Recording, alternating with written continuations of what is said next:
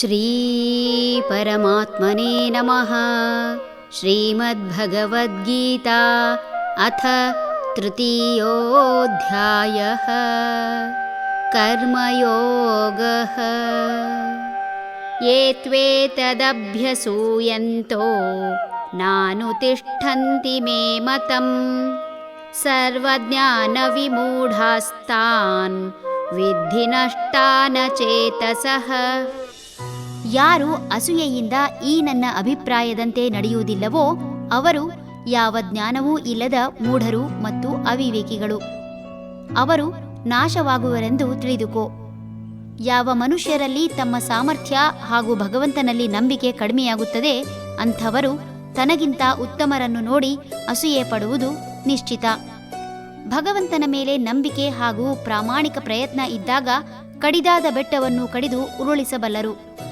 ಜೀವನದಲ್ಲಿ ಮನುಷ್ಯ ನಂಬಿಕೆ ಕಳೆದುಕೊಂಡರೆ ಈ ಪ್ರಪಂಚದಲ್ಲಿ ಕ್ಷಣಕಾಲ ಬದುಕಲಾರ.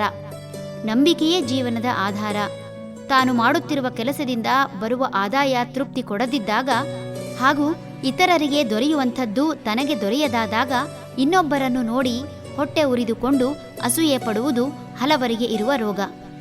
ಸಾಧಾರಣವಾಗಿ ಮನುಷ್ಯನಿಗೆ ಅಗತ್ಯವಾದದ್ದು ಅಗತ್ಯ ಸಮಯದಲ್ಲಿ ಲಭ್ಯವಾಗುತ್ತದೆ. ಭಗವಂತನಲ್ಲಿ ನಂಬಿಕೆ ಇಟ್ಟು ಮಾಡುವ ಕೆಲಸ ಸರಿಯಾಗಿ ಮಾಡಿದರೆ ಸಾಕು.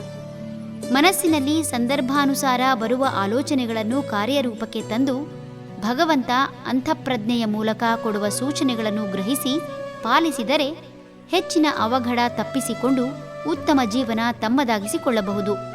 ಯಾರು ಶುದ್ಧ ಅಂತಃಕರಣದಿಂದ ಭಗವಂತನನ್ನು ನಂಬುವುದಿಲ್ಲವೋ ಅಂಥವರು ತಮ್ಮನ್ನು ನಂಬಲಾರರು. ತಮ್ಮನ್ನು ನಂಬಲು ಸಾಧ್ಯವಿಲ್ಲದ ಮೇಲೆ ತಮ್ಮ ಸಾಮರ್ಥ್ಯದ ಬಗ್ಗೆ ನಂಬಿಕೆಯಾದರೂ ಹೇಗೆ ಬಂದೀತು? ತಮ್ಮ ಹಾಗೂ ತಮ್ಮ ಸಾಮರ್ಥ್ಯದ ಮೇಲೆ ನಂಬಿಕೆ ಇದ್ದರೆ ತಾವು ಇಂದಲ್ಲ ನಾಳೆ ಸಾಧಿಸುತ್ತೇವೆ ಎಂಬ ಆಶಯದೊಂದಿಗೆ ಸ್ಥಿತಪ್ರಜ್ಞನಾಗಿರಲು ಸಾಧ್ಯ. ಅಸೂಯೆಯಿಂದ ನಿತ್ಯವೂ ದೇವರಲ್ಲಿ ನಂಬಿಕೆ ಇಡದೆ ಎಲ್ಲವನ್ನೂ ತಾನು ಮಾಡುತ್ತಿದ್ದೇನೆ ಎಂಬ ಭಾವನೆ ಇರುವವರು ಅಜ್ಞಾನಿಗಳು, ಅವಿವೇಕಿಗಳು ಎನ್ನುತ್ತಿದ್ದಾನೆ ಭಗವಂತ. ಹರಿ ಓಂ.